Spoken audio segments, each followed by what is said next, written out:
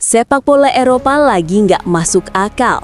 Inter dipermalukan tim kota kecil Norwegia. Manchester City terancam mulai musim dengan minus 60 poin. Real Madrid dan Manchester United siap belanja brutal. Dan drama hukum pemain bintang makin liar. Kalau kamu nggak mau ketinggalan update panas kayak gini setiap hari, langsung subscribe sekarang, aktifkan loncengnya, dan tulis di komentar.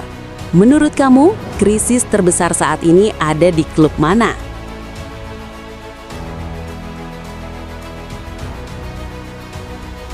Inter Milan runtuh di kandang sendiri. Malam yang seharusnya jadi ajang kebangkitan justru berubah menjadi tragedi untuk Inter Milan. Butuh kemenangan 3-0 untuk membalikan agregat, Inter justru kembali kalah 2-1 dari Bodo Glimt. Agregat 5-2 jadi bukti bahwa ini bukan sekedar kejutan satu malam, ini dominasi. Lebih menyakitkan lagi, Jens-Peter Hauge, mantan pemain AC Milan, kembali mencetak gol dan seperti sengaja menabur garam di luka nerazzurri. Bodo Glimt kini resmi mencatat sejarah sebagai tim luar 5 liga top Eropa pertama yang menumbangkan 3 raksasa sekaligus, Manchester City, Atletico Madrid, dan Inter di satu musim Liga Champions. Ini bukan lagi soal taktik, ini soal mentalitas. Inter terlihat gugup, kehilangan arah, dan minim kreativitas saat dibutuhkan. Tekanan publik langsung mengarah ke kursi pelatih. Simeone menuju Inter. Isu langsung menyeruak. Diego Simeone disebut sudah menyepakati prakontrak dengan Inter. Pelatih Atletico Madrid itu kabarnya siap kembali ke Italia musim depan. Jika benar, ini akan menjadi langkah besar. Simeone dikenal sebagai pelatih dengan karakter kuat, disiplin tinggi, dan mental baja. Inter butuh sosok seperti itu. Terancam tanpa trofi musim ini, manajemen diduga ingin melakukan riset total. Namun Presiden Inter memilih meredam isu. Pertanyaannya, apakah ini sekadar rumor atau Inter sedang mempersiapkan revolusi diam-diam?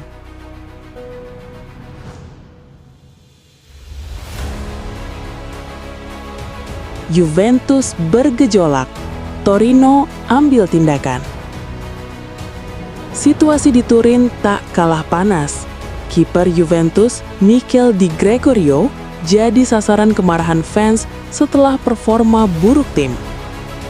4 kekalahan dari 5 laga terakhir membuat Juventus limbung. Bahkan, sang pemain dan keluarganya mendapat ancaman di media sosial. Ini menunjukkan tekanan di klub sebesar Juventus tidak pernah kecil. Ketika hasil buruk datang, individu langsung jadi target. Sementara itu, Torino tak mau menunggu lebih lama.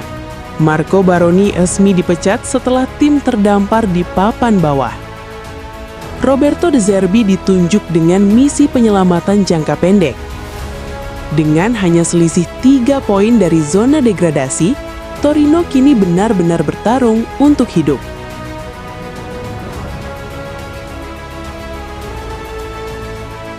Manchester City dan ancaman minus 60 poin. Kasus 115 pelanggaran finansial yang menjerat Manchester City kini memasuki fase yang menegangkan. Jika terbukti bersalah, hukuman pengurangan 60 poin bisa dijatuhkan musim depan. Minus 60 poin hampir pasti berarti degradasi otomatis ke Championship. Bayangkan dampaknya. Pemain bintang hengkang, sponsor pergi, proyek jangka panjang runtuh. Dominasi City dalam 1 dekade terakhir bisa hancur dalam 1 keputusan hukum. Premier League belum pernah melihat skenario sebesar ini.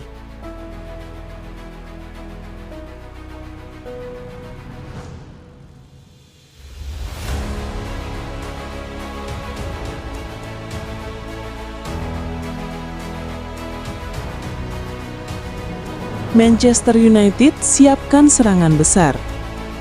Di tengah kekacauan itu, Manchester United justru menyiapkan manuver agresif. Sandro Tonali dan Anthony Gordon dari Newcastle United masuk radar utama.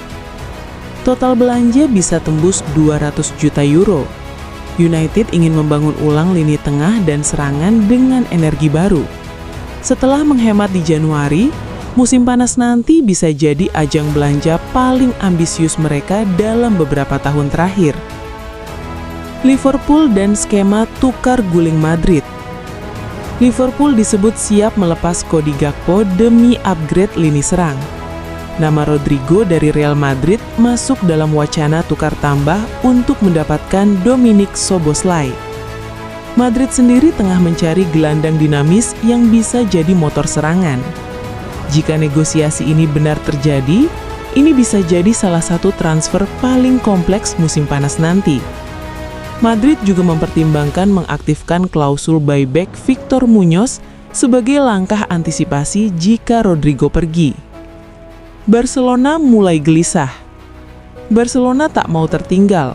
Mereka mengincar striker muda Meksiko Armando González dari Chivas dengan harga relatif terjangkau. Di sisi lain, Lamine Yamal disebut mendesak manajemen untuk lebih agresif di bursa transfer. Barcelona tak boleh terlambat mencari pengganti Robert Lewandowski. Tanpa striker kelas dunia, proyek jangka panjang mereka bisa tersendat.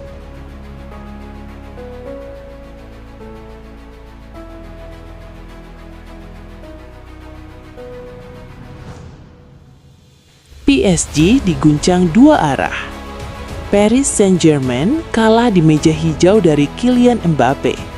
Pengadilan memutuskan PSG wajib membayar 61 juta euro bonus yang belum dibayarkan. Belum selesai sampai di situ, Achraf Hakimi kini menghadapi proses hukum serius terkait dugaan kasus tahun 2023. Meski membantah, kasus ini jelas mengganggu stabilitas internal klub. PSG seperti kehilangan kendali di dalam dan luar lapangan. Piala Dunia 2026 dan isu keamanan. Presiden Meksiko, Claudia Sheinbaum, menegaskan negaranya siap menjamin keamanan Piala Dunia 2026. Namun, kekhawatiran sebagian negara soal keselamatan atlet menunjukkan betapa sensitifnya situasi global saat ini. Pemain diaspora Indonesia di ujung tanduk. Emil Audero, Ragnar Oratmangon, Kevin Dix, dan Ole Romeni sedang berjuang menjauh dari zona degradasi bersama klub masing-masing. Situasi ini bisa berdampak besar pada menit bermain dan kepercayaan diri mereka. Sementara itu, Laurin Ulrich di Jerman membuka peluang membela Indonesia di masa depan. Ini bisa jadi kabar besar bagi regenerasi timnas. Sepak bola Eropa sedang berada dalam fase penuh ketidakpastian. Klub besar goyah, klub kecil mencetak sejarah, bursa transfer bersiap meledak, dan drama hukum menghantui para bintang. Musim ini belum selesai, tapi gelombangnya sudah terasa di mana-mana. Sekarang pertanyaannya untuk kamu, siapa yang paling dalam krisis? Inter, City, PSG, atau justru klub lain? Tulis opini kamu di kolom komentar. Jangan lupa like dan subscribe sekarang untuk update panas berikutnya.